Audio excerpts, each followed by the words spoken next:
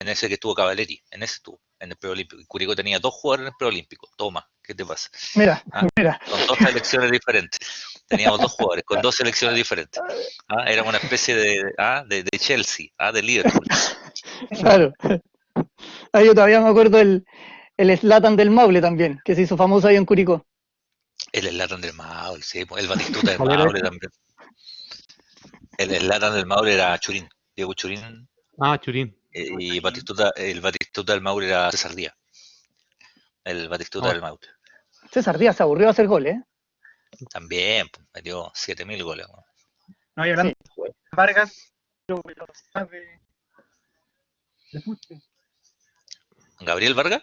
Sí, en Curicó no metió tantos goles, no metió tantos goles, pero el tipo corría como si fuera juvenil, así el tipo corría. Y llegó grande, era grande cuando llegó a Curicó también, pues. Los jugadores cuentan que fue muy importante para el Camarín Gabriel Vargas, súper importante. El tipo era el weón que llegaba más temprano, el weón que entrenaba, se quedaba entrenando 2 horas más, 1 hora y media más, ¿cachai? Corría como loco, no alegaba nunca si no jugaba. No, para los más chicos, puta, era un crack. Y además metió su par de goles importantes también. En ese partido con. Sí, hizo goles. ¿Te acuerdas de ese partido con Unión? El 4-4, ese que íbamos perdiendo Sí, 4-1, quedaban 3 minutos y perdíamos 4-1. Ese día metió 2 goles. Gabriel Vargas metió 2 goles. Minuto 87 perdíamos 4-1 y empatamos 4. ¿Qué tal? Mira, viste, ahí están diciendo, dame a César Díaz a mi equipo también. Sí, Así así hizo tenía harto un goles tremendo César Díaz. cabezazo. Él tenía un tremendo. Joder, tenía muchas condiciones. César Díaz, porque le pegaba bien, Sin ser fuera del alto, área. sin ser alto. Además tenía que brinco. con el cuerpo aguantaba bien la pelota, era de ese tipo como el Tuca González, como ese tipo de jugador, así que de espalda al arco era imposible quitarse. No, era un tipo con muchas condiciones. Giraba y con él, ¿cachai? Ocupaba muy bien el cuerpo. Sí, un brinco, un cabezazo. Llamaba la atención lo buen cabeceador que era. Cabeceaba muy bien sin ser tan alto. No, bueno. Hay un partido que le hace 2 goles a Colo-Colo en el Santa Laura. Le hace 2 goles a Colo-Colo jugando con Copa Chile. Y ese partido fue el mismo día que nació mi hijo, más chico. Se jugó el mismo día. Y el César me regaló la camiseta. Yo tengo esa camiseta de ese día. Sí, me la regaló años después. Me la regaló. La camiseta con la que hizo los 2 goles a Colo-Colo en Copa Chile me la regaló. Así que yo tengo esa camiseta. Mira qué bonito. Mira, aquí Diego está diciendo, Diego Rojas también es un 10 clásico. Sí, yo creo que no es la misma línea, ¿no? Pero bueno, en el fútbol... ¿Dónde está Diego Rojas ahora? Diego Rojas estuvo en Everton, después volvió a Católica y después se fue a jugar como al norte, no me acuerdo a qué equipo. Bueno. Yo le perdí la vista. Jugaba bien, pero le perdí la vista. Sí, Palestino, ¿no? Jugaba bien. Palestino ahora. Palestino, la Calera. Ahora está en la Calera. La Calera ahora. Ahora está en la Calera. Sí, pero le perdí un con poco Ricardo Pini. Le perdí un poco la pista. Bueno para la pelota también. No, tipo bueno. Era bueno para la pelota. Sí, bueno. Ahí la diferencia es que a lo mejor Diego Rojas es como más en cara, es más habilidoso. A diferencia a lo mejor de lo que es más conductor, claro. Que lanzador. Es más conductor que lanzador. Claro, hay otros que son más el pase de líneas, ¿cachai? Pase como Espinosa, el Coto Sierra, era como más del pase de línea, y otros que transportaban más la pelota. El Leo Rodríguez. El Leo Rodríguez. En general esos son 10 que tienen muchos goles. Leo Rodríguez hacía muchos goles. Hacía muchos goles por eso, porque acompañaba muy bien el tipo.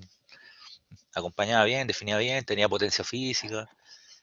No, claro en tu equipo, Juan Carlos Copriva, ¿te acordás en tu equipo? Juan Carlos Copriva. Sí, claro, Juan Carlos Copriva hizo uno de los mejores goles que yo he visto en mi vida en el Sausalito. Le quería hacer una tijera a la U el año 93. Un equipo dirigía a Lucho Santibáñez. Sí, un golazo, hace un centro. Sí. Juan, nueve defensa y Copriva. Sí, y Wilson Núñez, que era el otro delantero, un negro, un uruguayo, ¿te acordás de Cristian? Uruguayo, sí, yo que jugó en Guachipato, que era bien rápido. Sí, era bueno. Y, jugaba bien. Sí, jugaba bien. Sí. Oye, podríamos estar hablando aquí de anécdotas y de fútbol todo, pero me gustaría introducir el tema también que nos convoca, que es el fútbol en letra, con Cristian y con el Toño. Bueno, Cristian, autor de de varios libros y el Toño de un blog. Me gustaría partir con Cristian, porque con los dos en realidad, porque hace muchos años la literatura deportiva en Chile era súper escasa, estoy hablando de hartos años atrás, sobre todo en la ficción. Había que ir a Argentina, España, Fontana Rosa, Galeano, Sacheri eran los que un poco llevaban el hilo, y de pronto se empezó a dar este tema de la literatura deportiva en Chile, con autores como tú, Cristian. ¿Qué crees tú que fue lo que hizo cambiar y que hiciera como este despertar de la literatura deportiva en Chile? A ver, yo creo que seguimos en deuda con la ficción en general, ¿no? Con la ficción. Creo que hay, de hecho yo no escribo ficción, No, no me he claro. atrevido nunca a meterme en un área en la cual siento que no tengo las competencias como para hacerlo. Entonces, desde el punto de vista, por lo menos personal, lo mío está con la pata, no con una, con las dos patas metidas en el tema periodístico, ¿no? O sea, lo que yo hago es más periodístico y con un desarrollo que te permite un libro. Un libro te permite desarrollar algunas ideas y abarcar un poquito más, ¿no? Es mucho más que contar algunos pasajes o detenerse o escribir un buen artículo, ¿cachai? El escribir un libro un poquito más, eh, tiene una factura distinta y una preparación, una elaboración diferente. A ver, yo creo que se juntan hartas cosas, ¿ah? De partida, las editoriales creo que en algún minuto se dieron cuenta que había público, porque si no, no habrían publicado. O sea, no, y se han publicado una cantidad importante de, de libros, la mayoría periodísticos. Hay algunas cosas Sí, de ficción en libros. Barrio Bravo tuvo una saga que le fue muy bien, de hecho, le fue muy bien, sobre todo en ventas de libros, le fue extremadamente bien. Que también surge desde una plataforma digital, da un salto al papel, ¿no? Ahí hay una cosa, una simetría bien interesante como para leer, como para traducir o para tratar de interpretar, ¿no? Como las plataformas digitales pasaron al papel y no sintieron, por lo menos en este caso, el cambio, le fue muy bien. De hecho, yo no conocía el Barrio Bravo en digital, lo conocí en papel, y ahí recién caché que llevaba mucho tiempo trabajando en digital y yo sí, claro. no tenía idea. Eh, pero bueno, yo no soy un gran consumidor digital, entonces era más bien una carencia mía. Pero le fue extremadamente bien. Hay un interés periodístico. Yo creo que también, ¿sabéis qué? Nos influye un poco el tiempo en el que estamos, ¿no? Yo creo que el periodista en general es un cronista de la época que le toca vivir desde las diferentes rubros o áreas que uno trabaje. Y a nosotros nos tocó una generación de jugadores extraordinarios. Entonces nos tocó ser testigos de un Chile que ganaba, ¿no? Y Claro. nos tocó ser testigos de una selección chilena que tenía jugadores en el Barcelona, en el Inter, en el Arsenal, que tenía jugadores en los mejores equipos del mundo, que tenía jugadores que costaban millones de dólares, millones de euros, y tenía jugadores que eran conocidos en todo el planeta. Entonces, eso le dio, siento, al mercado, le dio historias para contar. Siempre hay historias, siempre han habido historias y van a seguir existiendo historias, pero no teníamos tantas historias de ganadores, sobre todo en el fútbol. Y yo creo que eso es un pie importante. Soy un convencido que la historia no la escriben solo los ganadores. De hecho, a mí me encantan las historias de los perdedores. Y lo van Pero marcando los libros también un poco. sí, claro, pero sí reconozco que venden mucho más las historias de los ganadores. Venden más, marcan más en tele, probablemente tengan más clics, no sé cómo se miden las audiencias en plataformas digitales, probablemente la historia de los ganadores, comillas, vendan más. Pero siento que nos tocó ser testigos de una generación muy buena y de un cambio de mentalidad también en el aficionado, producto de varias cosas, ¿no? Bielsa es una cosa importante, creo yo, en el cambio de chip de los jugadores, pero en el cambio de chip de la afición también. Hay un periodo después de Bombalé, de hecho, más allá de que si a uno le guste o no le guste, efectivamente hay un cambio en los medios de comunicación y en la mentalidad de Absolutamente. mucha gente. Con Bombalé, insisto, más allá que a uno le guste o no le guste, es indesmentible que hay un remesón y además inimitable, ¿no? O sea, tú no podés nadie puede imitar a Bombalé, porque la imitación es mala al final. Entonces, todos esos fenómenos me parece que se juntan y hacen que haya mayor interés por conocer de pronto historias, ¿no? Y al final nosotros somos eso, Juan Pablo, somos contadores de historias al final. A eso somos los periodistas. Tu Sí, historia es distinta, Toño, porque al final, bueno, tú eres ingeniero, nosotros con Cristian somos periodistas, venimos de este mundo y siempre hemos sido muy lectores, en particular nosotros dos. ¿Cómo llegas tú a esto? ¿Cómo se te da el tema de a lo mejor armar un blog que en un principio a lo mejor agarró un vuelo que ni siquiera tú pensaste, que a lo mejor es un poco insospechado también para ti? ¿Imaginaste a lo mejor el éxito que iba a tener? No, o sea, la verdad nunca lo pensé como, tampoco no pensé algo como para conseguir éxito, sino que lo hice como en un principio como para tratar de buscar un espacio donde pudiese hablar de fútbol. Claro, como tú dices, yo no soy periodista, no tengo ningún título relacionado a las comunicaciones. Al final lo que yo hago es netamente por las ganas y entre ese intento también trato de ser lo más responsable posible, obviamente. Trato de escribir, tampoco de faltar el respeto también de cierta forma a la escritura, porque uno, el contenido que entrega tiene que ser lo más, lo más responsable posible, como digo.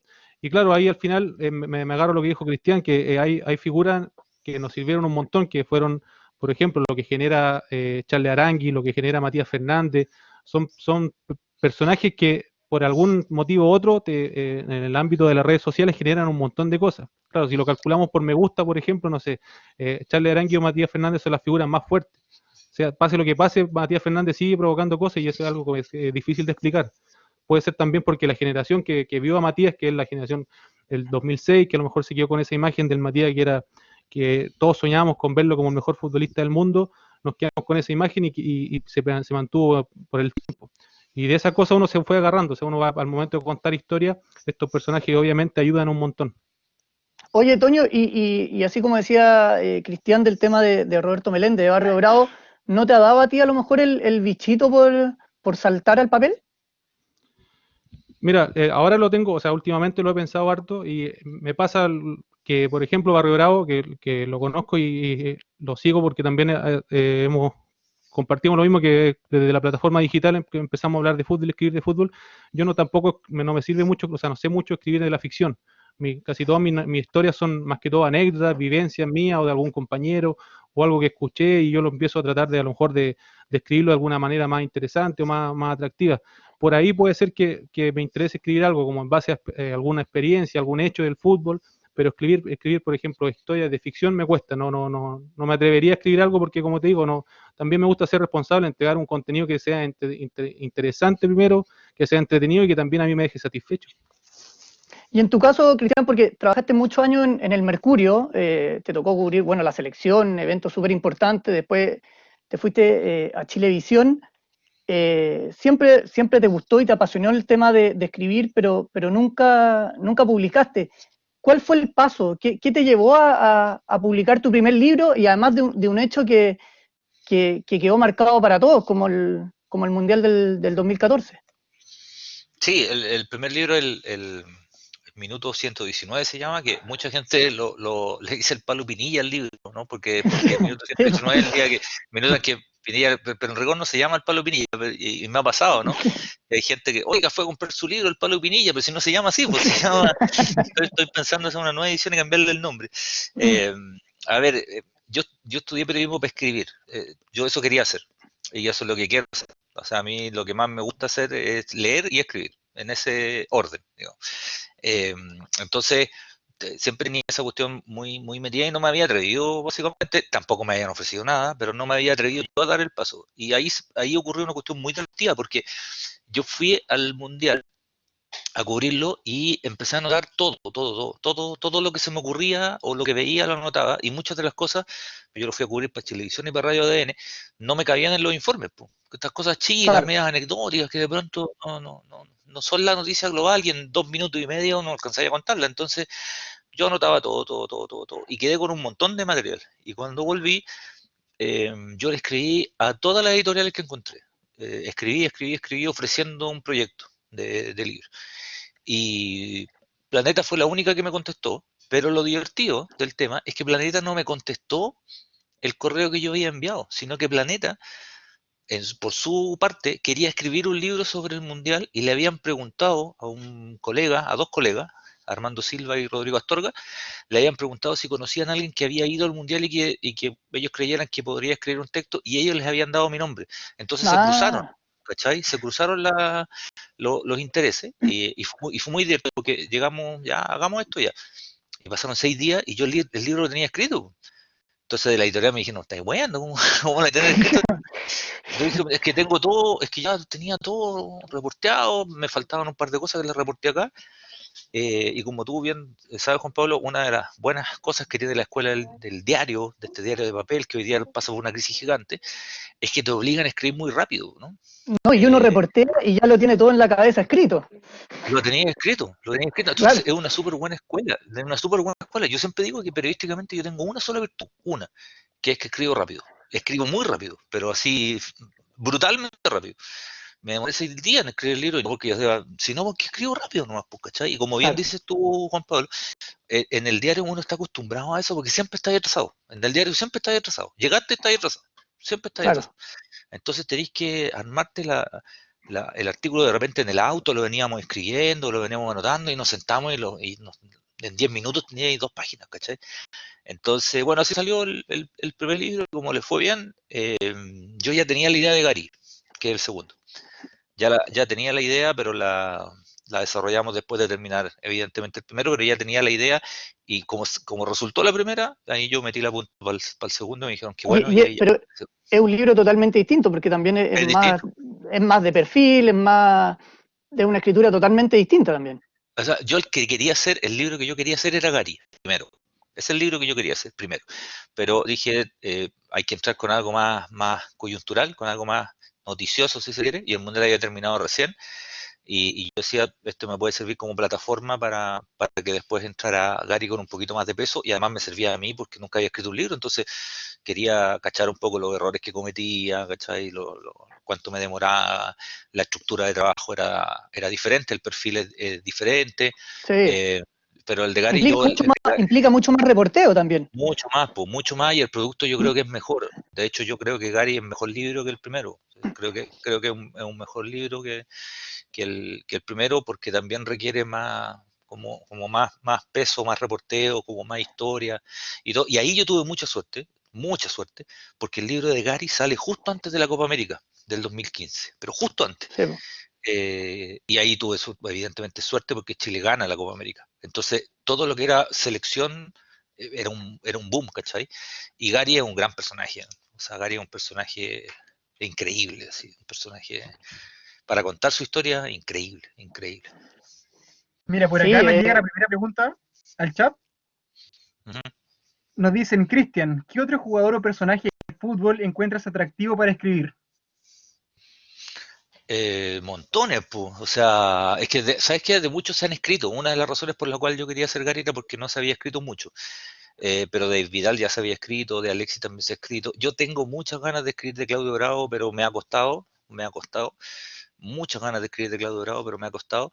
Eh, alguna vez quise escribir algo de Nelson Acosta también. También es un personaje que me gustaría. Eh, sí, es un personaje que siempre le he tenido ganas de escribir algo a Nelson Acosta, pero mucho. A mí me gustan más las historias chicas, ¿ah? Las historias a mí, venden mucho menos, pero a mí me gustan más las historias del ídolo de provincia, ¿cachai? Del jugador que jugó un año y después se retiró, no sé, me gusta mucho más esa historia. Pero sí, si yo tuviera que elegir uno, a mí me encantaría escribir algo de Nelson Acosta, me encantaría. Oye, en ¿y tu a caso, ti, Toño? ¿Y a ti, Toño? Sí, ¿de quién te gustaría a ti? A mí me gustaría, bueno, de Matías no tengo en la mente si es que se ha escrito algo, pero a mí lo que me gustaría, por ejemplo, de Matías es tratar de ver, por ejemplo, el proceso más de lo que fue su éxito, tratar de entender de alguna manera, no sé, de buscar tipo desde la psicología, desde, no sé, de lo que pasó, alguna circunstancia que le fueron marcando de por qué Matías tuvo esa como caída de alguna manera de lo que fue el Colo-Colo del 2006 a lo que terminó siendo en Europa. Me gustaría como analizar eso, pero desde el punto de vista, claro, empezar a buscar otro tipo de variables más que a lo mejor la experiencia que uno no sabe, porque al final uno ve el partido, ¿no? Pues, pero por ejemplo, ¿qué marcó a lo mejor tu paso en el Villarreal? ¿Qué ocurrió ahí? ¿Qué fue lo distinto que vivió? ¿Algún compañero que pueda entregar algo? ¿Cómo lo vivió él también? Porque uno conoce lo que es Matías, que claro, lo introvertido que es, pero también hay algo de Matías que nosotros no conocemos, que también también optó por un camino más en la religión, que también que fue distinto a cómo salió de Colo-Colo, no sé, eso me gustaría empezar como a dar como el porqué de Matías no terminó siendo el que todos esperábamos. A ti, Cristian, te tocó reportear harto a Matías Fernández. Yo me acuerdo que tú Colo-Colo harto en el diario y en la época cuando ya estaba empezando y después también en Chilevisión. Y hay varias historias que se tejen de Matías y qué le pasó. ¿Qué crees tú también? ¿Por qué lado fue lo de Matías, aprovechando el tema? Eh, tiene razón el Toño respecto a que no se ha escrito mucho y probablemente nosotros no tengamos nunca una certeza real de qué es lo que le pasó a Matías, porque tampoco es que haya tenido una mala carrera, ¿no? Probablemente Claro. el tema de Matías tenga que ver con las expectativas que teníamos todos. Y yo no sé si él alguna vez tuvo esas expectativas, las expectativas que todos teníamos en Matías Fernández, que era un futbolista fabuloso. Pero hay varias historias de él, o sea, era un tipo eh, muy distinto a la mayoría de los jugadores, era un tipo muy callado, por ejemplo, era un tipo que requería como mucho Cariño. cariño, ¿no? Como mucha Sí. contención emocional. Lo contaban sus compañeros que lo cuidaban mucho, lo protegían mucho. En el Colo-Colo 2006 los más grandes, así como a veces siempre se cuenta la historia de los más grandes que son pesados con los más chicos, qué sé yo, y muchas veces hay toda una historia ahí. Acá fue un poco al revés, digamos, los grandes lo protegieron, lo cuidaron un montón para que explotara futbolísticamente, pues se dieron cuenta que el tipo era un crack también. Eh, pero sí, hay varias historias que tienen que ver con eso. Era un tipo, cuando empezó a ganar plata, por ejemplo, no fue un tipo que se volvió loco mucho con las lucas, era como más bien prudente, ¿cachai? Como más bien mesurado. Mi gran duda es el tema, y no quiero pasar a llevar a nadie con lo que voy a decir, pero porque para mí es un mundo desconocido, que es el tema de la religión en Matías Fernández. Eh, eh, no sé cómo influye tanto en él eso. No estoy diciendo que por eso haya jugado bien o mal, pero es parte de su forma de ser absoluta, ¿no? Eh, y probablemente para Matías sea mucho más importante el tema religioso que el tema futbolístico hoy día, y muchos de nosotros no lo vamos a entender, pero me encantaría entenderlo, porque yo no lo comprendo porque no soy religioso. Eh, pero es un área enigmática. Seguramente la gente que tiene fe lo puede entender mucho más que uno que no tiene, pero para mí es un misterio. ¿Qué pasó ahí? ¿Influyó? ¿No influyó? Yo creo que Matías es bastante feliz con la vida que tiene, con la carrera que hizo, y somos nosotros los que esperábamos más de él. Quizás. Bueno, aquí Diego está diciendo que Matías la rompió en Portugal y Italia y en España lo mataron porque tuvo que cargar con la salida de Riquelme, de un Villarreal Normal. también Claro, que venía claro, con campañones también, pues. Bueno, Claudio Borghi claro, contaba, claro, pues. Claudio Borghi contaba que él, bueno, en una de las conversaciones que tuvo, que Matías le había dicho que él estaba muy conforme con lo que tenía y que él tampoco no podía, Mm, por temas como de convicción de vida, él no era ambicioso y con lo que tenía le bastaba para ser feliz y con eso ya, para él ya era suficiente. Si había apuntado más era de cierta manera una ambición, él lo veía como una ambición y que no estaba bien para él, por sus convicciones de vida, obviamente, y mm. las creencias y lo que dice lo que dice Cristian, que es un tema de fe que ya es más difícil de entender y analizar. Bueno, Sí, de ahí hecho, tienen temas. Matías es fundamental, y esto yo lo incluí en uno de los libros. Él es fundamental para el grupo, porque es un tipo que lo quieren mucho, los compañeros lo quieren mucho a Matías Fernández, los compañeros de equipo, los compañeros de profesión. Yo no escuchaba a nadie que te hable mal de Matías Fernández, pero por ejemplo, cuando Chile gana la Copa América del 2015, Matías es compañero de pieza de Arturo Vidal, cuando viene el choque del Ferrari, ¿no? Y Matías es fundamental para que no lo echen de la selección. Es fundamental para unir al grupo en ese minuto. Y claro, tú uno dice Vidal, que es un crack, recontra crack, pero tiene todo lo que no es Matías, ¿no? En cuanto a exuberancia, a personalidad, ¿cachai? Y todo, pero son súper cercanos. Y Vidal, de los jugadores que él escucha, que no lo escucha todo, pero un jugador que él escucha es a Matías Fernández. Y Matías Matías. Fernández fue clave para decirle, negro, tenéis que ir a pedir perdón, loco.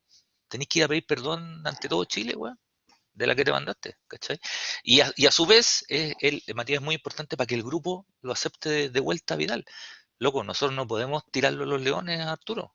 Lo tenemos que acoger, cuidar, y como es religioso, de hecho, mucha gente, yo cuento esta historia, se pone a reír, pero Matías le dice, negro, esta es una oportunidad que te mandó el Señor. Vos te podías haber matado, weón. podías haber matado a alguien.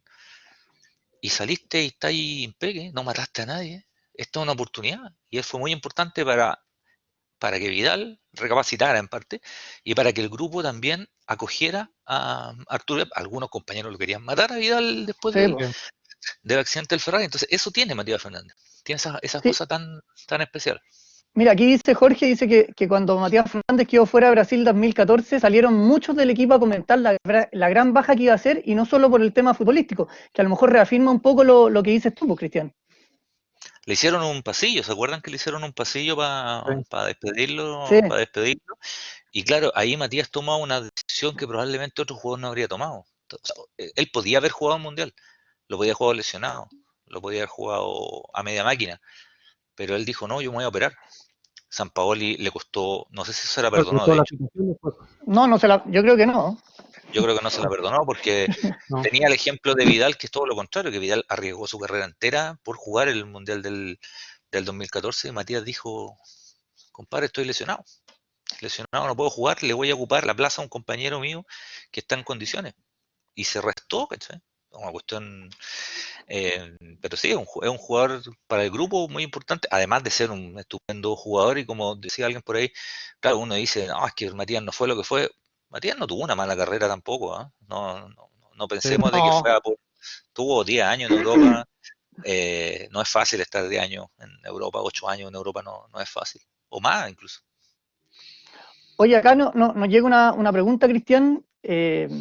Vamos a ir más rapidito con las preguntas para Cristian, porque sabemos que se tiene que ir, tiene ahora otro Pero programa a falta las una 8 ahí. que hace para que lo sigan, ¿eh? Con su hermano.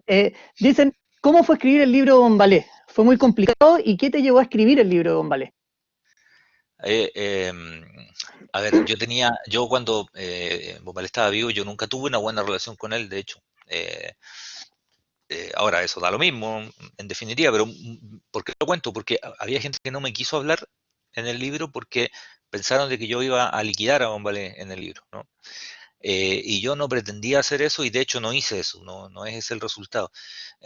A mí me parece que Bombalé, te guste o no te guste, porque hay cosas que a mí me gustaban de él y hay cosas que me siguen no gustando. Yo sigo en contra de algunas posiciones que él tenía. Pero lo que es evidente es que él fue un fenómeno mediático como pocas veces ha habido en el periodismo deportivo en Chile. Pocas veces, o sea, yo me acuerdo de haber pasado por afuera de la Radio Nacional o haber ido a reportear afuera de la Radio Nacional y estaba lleno de gente, ¿ah? Sí. Esperando que el tipo saliera del programa. Eso no pasa yo trabajo en radio hace 10 años, no pasa en ninguna parte.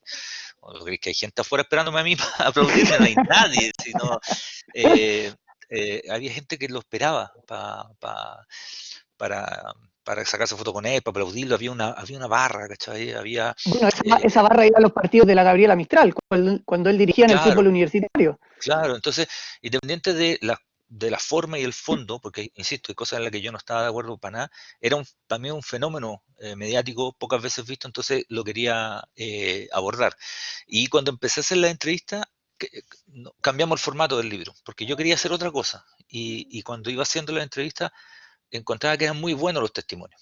Entonces me daba cosa perder esos testimonios o parte de esos testimonios perderlos. Entonces al final cada testimonio fue un capítulo, al final. Como le tratamos de que reluciera cada testimonio, y cada testimonio involucra gente que lo conoció en momentos diferentes de la vida, por lo tanto los testimonios no son iguales. El testimonio de un Claro. compañero de equipo es diferente al que lo conoció en Adidas, por ejemplo, o al que lo conoció ya en los medios de comunicación, o al que era su mejor amigo desde antes de que fuera tan famoso, o de sus familiares, ¿cachai? O sea, son miradas distintas de la misma persona, y eso te permitió ver que Bombalé tenía muchos ángulos, ¿no? O sea, todos tenemos muchos ángulos, pero él en particular tenía muchísimos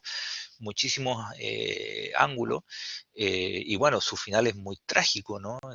Es trágico, y además creo yo que servía para hablar un poco de la salud mental en Chile, que es un temazo, digamos, que en Chile nunca se ha tomado todavía con la seriedad que corresponde, y en la alta competencia. Creo que el deportista de alta competencia muchas veces pasa por temas psicológicos muy severos que no son tratados, o por desconocimiento, o porque no hay mucha profundidad, o porque el mismo no se da cuenta. Eh, y en el caso de Bombalé, él sí se lo trató durante mucho tiempo, pero también se lo dejó de tratar. Entonces, es un personaje con muchas caretas, muchas caras, muchas capas, ¿no? Algunas increíblemente talentosas. Él tenía una capacidad para comunicar que yo no he visto en nadie, ¿no? Y otras que me siguen pareciendo muy fuertes y en las cuales estoy muy en contra. Pero eso obviamente no me inhabilita para escribir, para para contar una contar una historia historia. que me parece... Él me parece un gran personaje, y además un personaje de los 90 que creo que el Chile de los 90 es clave, digamos. Esa década entre el 90 y el 2000 es clave para lo que somos hoy día, para bien y para mal. Y Bombalé es un hombre clave en los 90. Es clave en los 90. Miren, Oye, acá nos Toño, llega una tú, pregunta de Jorge, que es para ambos, yo creo. El contexto social actual, en donde los jóvenes leen poco o no leen, ¿creen ustedes que es una buena alternativa a la plataforma de redes sociales que incluyan textos que apunten a cubrir este vacío? hay una Partamos responsabilidad por ahí, a lo Toño. mejor o no, Toño. Sí, bueno, que era un gran, como un mito que se decía, que la gente que consume redes sociales busca lo rápido y eso, o sea, es un mito en cierta manera que, claro, se busca lo rápido. Por ejemplo, hay plataformas como Instagram que entra todo por lo visual. Pero en Facebook, por ejemplo, se ha demostrado que a mí que lo he visto que por ejemplo, con mi blog, también con Barrio Bravo, que también también le resultó que él tiene textos muy largos y la gente se detiene a leerlo. O sea, se dan el tiempo. Al final uno tiene que crear el contenido. Yo creo que es más que todo un mito. Si uno crea un buen contenido y crea un contenido atractivo o crea textos que pueden ser atractivos para la gente se va a tener a leerlo. Claro, no son un libro, pero son pequeños textos que al final pueden terminar siendo un libro, como fue el caso de Barrio Bravo. Pero sí, yo de todas maneras creo que es una buena plataforma para también empezar a despertar a un tipo de lector que a lo mejor no es muy ávido de querer consumir libros. Oye, Toño, tú además ahora has empezado a incursionar en otras áreas de la comunicación, como las entrevistas, los análisis un poco más técnico-táctico. ¿Qué es lo que más te llama la atención? ¿Qué es lo que más te gusta de estas áreas que te ha tocado incursionar a ti como ingeniero, digamos? Pero bueno, con un pasado de futbolista, pero ¿por dónde te gusta más? Porque ya Cristian tiene la televisión, tiene la radio y tiene la prensa escrita. No, a mí me gusta mucho lo que, o sea, escribo de fútbol e historia y la narro como les comenté por experiencia más que todo y por anécdotas que viví o que es conocido. Pero yo disfruto mucho de lo que es el análisis de situaciones de juego ya puntuales, como específicas. Me gusta ver los partidos, analizarlos, darle una vuelta, conversar sobre eso. Claro, el espacio ahora que tenemos, bueno, tengo con un grupo de amigos, estamos haciendo un programa que es como de conversación, de tratar de relacionar un poquito lo que es la vida y el fútbol y el otro que es la pizarrita, que son he conversado con distintos técnicos y con ellos ya analizo sus metodologías de trabajo, situaciones de juego de su equipo en particular, algunos momentos, algunas cosas puntuales del fútbol moderno, pero eso yo lo disfruto un montón, que es como analizar el juego ya desde lo más específico. Oye, y Cristian, siempre se ha dicho que, bueno, tú eres papá, que los libros son como hijos, eh, que se les tiene un cariño especial y que cada uno deja algo. Tú has escrito libros con temáticas súper distintas. Me gustaría saber qué te ha dejado a ti cada libro, porque siempre dejan algo. A los lectores nos dejan algo tus libros, pero yo creo que al autor también le dejan algo. ¿Qué es lo que te han dejado tus libros? No, o sea, sí, hartas cosas porque, como decís tú, he tratado de que sean diferentes dentro de un tema general que es el fútbol, ¿no? Eh, a mí me gusta la historia, entonces en esa misma tecla, eh, creo que han llegado además en momentos distintos. Por ejemplo, el minuto 119 es el primero y evidentemente fue como un despertar así como muy bonito, digamos. El de Gary a mí me gusta mucho, el de Gary. Creo que se armó un buen producto porque creo que el personaje es increíble y siempre he tratado de que los libros no sean libros de fútbol. Eh, ¿En qué sentido? En que los puede disfrutar cualquier persona aunque no le guste el fútbol, Claro. y cualquier persona, por ejemplo, en el caso de Gary, que está muy identificado con la católica, que no sea de la católica, porque en el fondo es la historia del personaje. Eh, el de los 23 es ser campeón por primera vez, y eso, lo que yo traté de contar ahí era cómo un nuevo Chile salía campeón, ¿no? Un Chile que esa selección tiene gente, jugadores de origen humilde, jugadores de origen con plata, jugadores de raza negra, tiene jugadores nacidos en el extranjero, pero que optaron por ser chilenos. O sea, tiene el mapa de colores de esa selección más amplio del que Es muy teníamos el año. variopinto. Exactamente. Entonces me parecía que había un Chile, hay gente de provincia, hay gente de Santiago, hay gente del norte, hay gente del sur, hay jugadores que tienen papá, mamá, hermano, y hay jugadores que se criaron con la mamá, o solo con la mamá, o con los abuelos, hay mapuche, ¿cachai? Entonces me parecía que hay una variedad de colores heavy. Lo de Bombalé, bueno, lo acabo de mencionar, que me parece un fenómeno cultural, incluso más potente, de los más potentes que ha existido en los últimos 25 años en los medios chilenos. Y a mí el que más me gusta, es Héroes, el libro que más me gusta. El que menos ha vendido, pero el que más me gusta por lejos. Creo que el que mejor me quedó, creo que el mejor escrito, pero el que más me gusta por las historias que tiene. Ahí no hay gente famosa en ese libro, no hay tipos de portada, ¿cachai? De portada ese es un libro sobre el que parece perdedor, pero no es perdedor en el fondo, ¿cachai? Porque el concepto de éxito y fracaso, o éxito y derrota, no está en si saliste campeón o no. Entonces, y como yo he creído siempre en eso, que no creo que la historia la cuente solo el campeón, creo que la cuentan todos, ¿no? Este libro me gusta mucho por eso, y lo otro, porque, bueno, no sé si compartirán, el tema de la provincia, que para mí es fundamental. O Sí, sea, claro. yo soy provinciano, me irrita que la gente utilice la palabra provinciano como adjetivo para la gente que anda perdida. Oye, el hueón guaso, loco, yo soy guaso, ¿ah? Y no me pierdo, ¿cachai? Me pierdo menos que ustedes. Esto de que acá en Santiago llueve 10 minutos y se corta la luz, ¿cachai?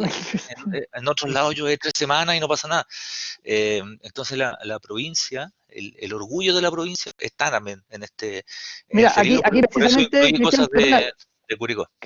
Cristian Franque nos dice, en Héroes, la historia del encuentro con tu amigo de infancia es tremenda, nos dice Cristian Franque.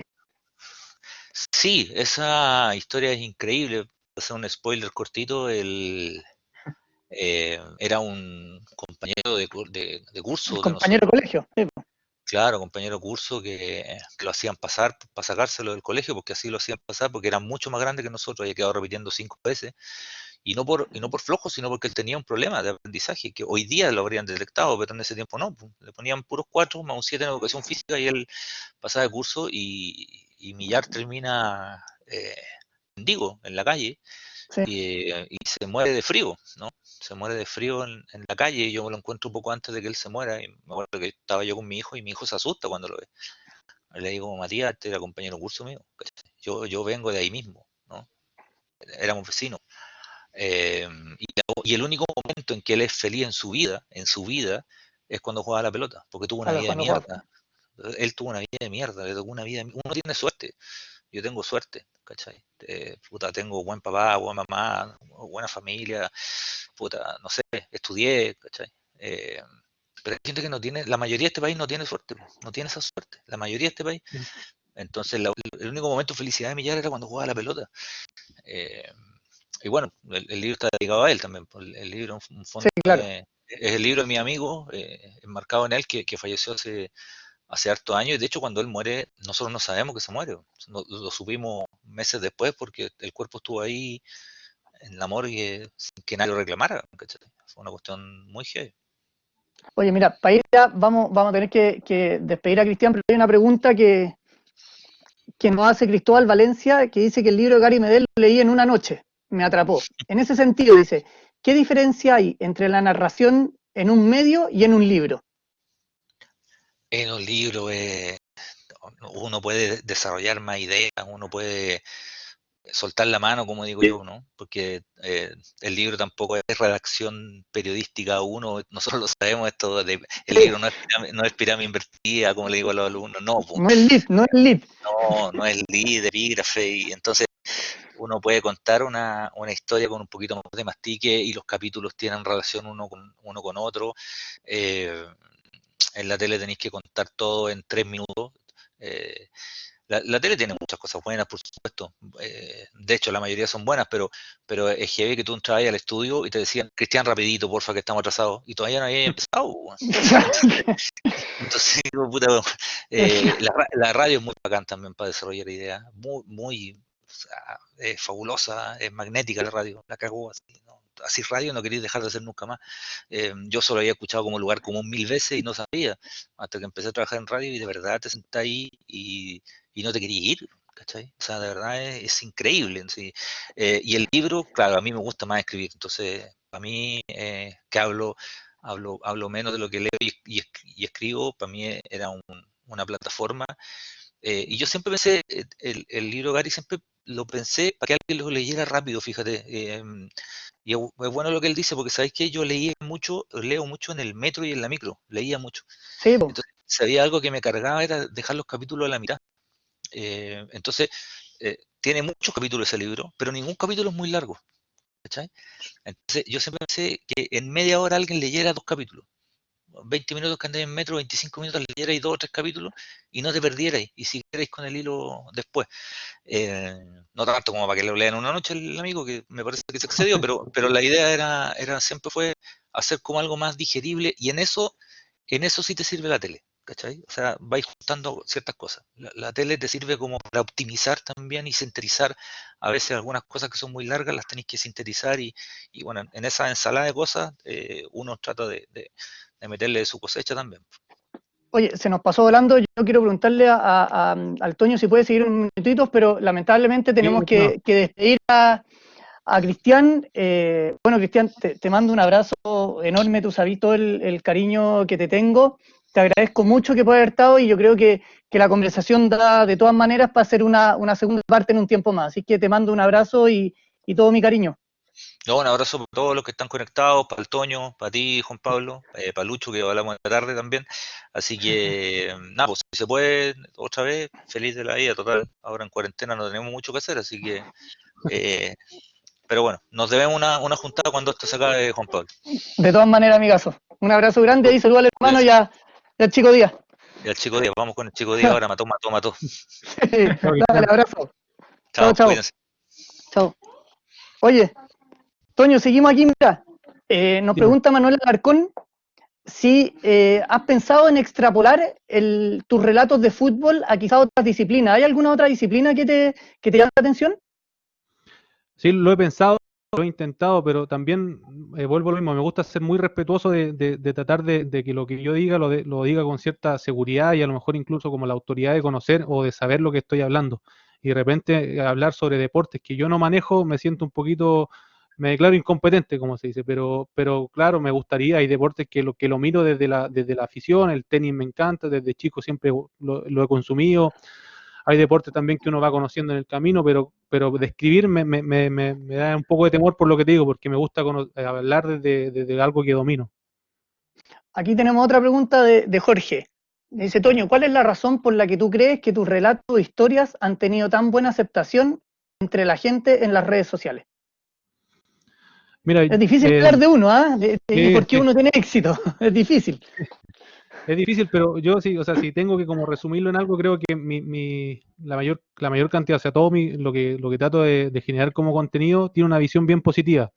Y creo que la gente en general se fue cansando un poco de eso mismo, que al contrario, estaba pasando que lo que es el chaqueteo que nosotros decimos acá en Chile, pasaba mucho. Y por ejemplo, yo lo resumo en algo que decía, que Bielsa lo dijo en una charla, que él decía que, por ejemplo, un mismo argumento que uno utiliza para felicitar cuando se gana, es el mismo argumento que uno utiliza para recriminar cuando se pierde. Él ponía el ejemplo de Neymar, que Neymar, por ejemplo, si Tite lo hacía jugar como extremo por izquierda y lo hacía marcar, y Brasil ganaba, la prensa iba a decir, oh, qué bien Tite, transformó a Neymar en un jugador de equipo. Si Tite hace lo mismo, hace que Neymar retroceda, marque y pierde, van a decir, oh, Tite qué burro es, que cómo lo hace marcar, si siendo que Neymar tiene que estar definiendo adelante. Y ese tipo de cosas yo creo que la gente también se fue cansando. Y yo trato de generar un contenido que apunta a lo positivo, tratar de remarcar más lo bueno que lo malo.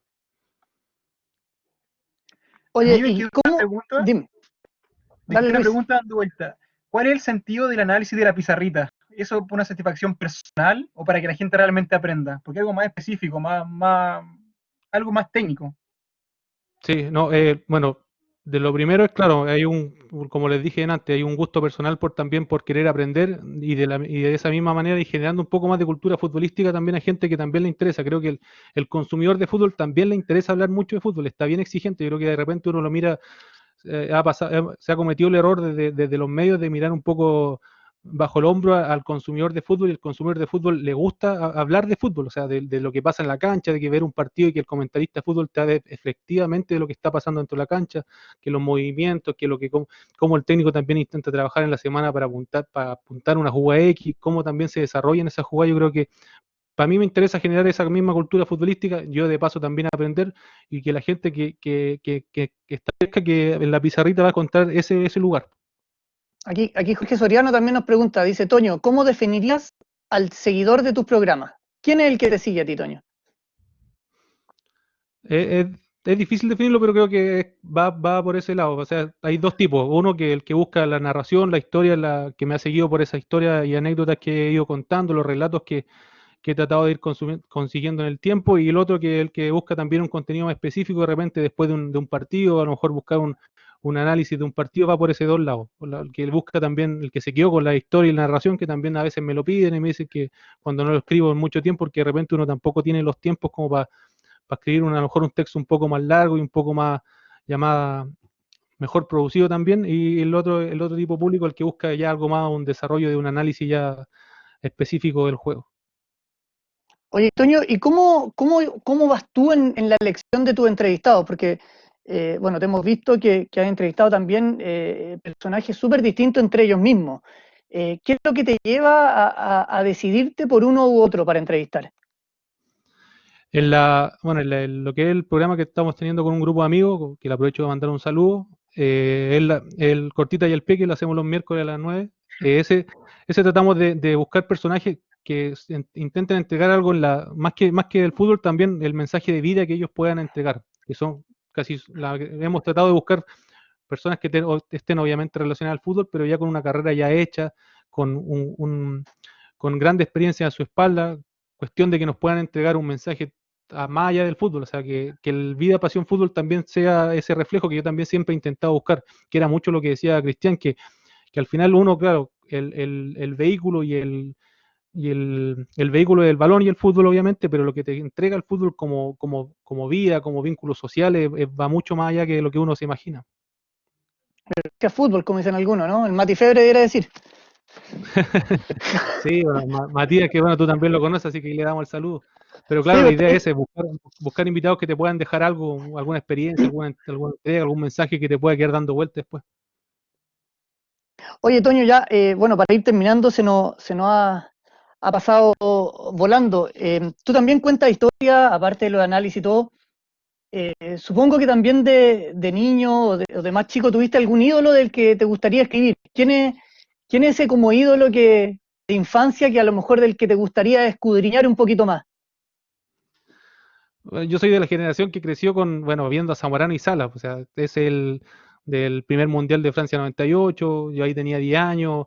Para mí esa generación me marcó un montón porque fueron como cuando uno empieza como a sentir el cariño por la selección, a empezar a llorar por la selección, a empezar a darse cuenta que también podíamos estar compitiendo con los grandes, como antes hablábamos de los álbumes. Claro, uno tenía el álbum del 94 y no había ningún chileno, y después ya en el 98 empezaron a aparecer las caras chilenas y uno se queda con eso.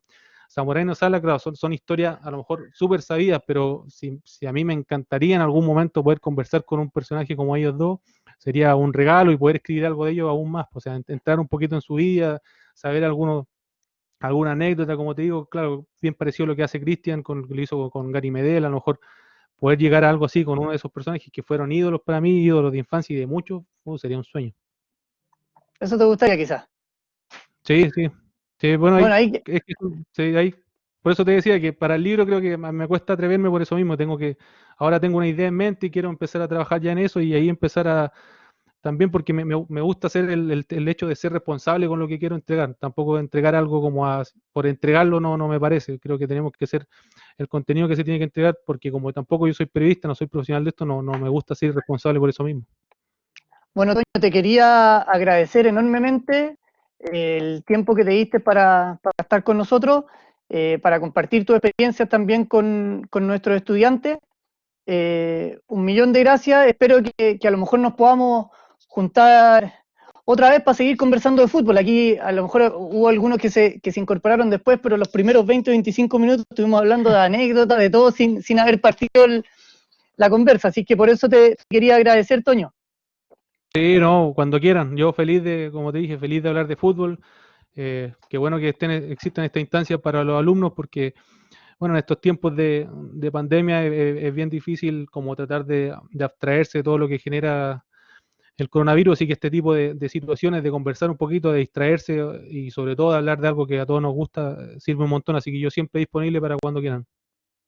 Bueno, muchas gracias, Toño. Les vamos a dejar también acá en el chat, ahí está, la puso Luis, una pequeña encuesta para que evalúen las actividades que como asuntos estudiantiles estamos haciendo para todos ustedes y que también la estamos abriendo a temas de interés más popular, como en este caso el fútbol y las letras. Así que, por favor, los que nos pueden ayudar contestando las encuestas. Y Toño, nuevamente, un abrazo grande y esperemos que la vida nos vuelva a juntar por ahí, en torno a una pelotita. Sí, pues ojalá y sea ya en vivo, ya que podamos estar juntos, que así se hace más entretenido y más fácil. Así que De cuando todas quieran, no, maneras, Pablo, un gusto. un abrazo, Toño. Luis, un abrazo Chao, también. hasta Ojalá luego, que Luis, siga que todo estés bien. bien por allá en Valdivia. Así está, abrazo de gol para todos, como se dice. Chao, que estén Muchas bien. gracias a todos. Ahí esperamos que entonces nos contesten la encuesta. Muchas gracias por acompañarnos.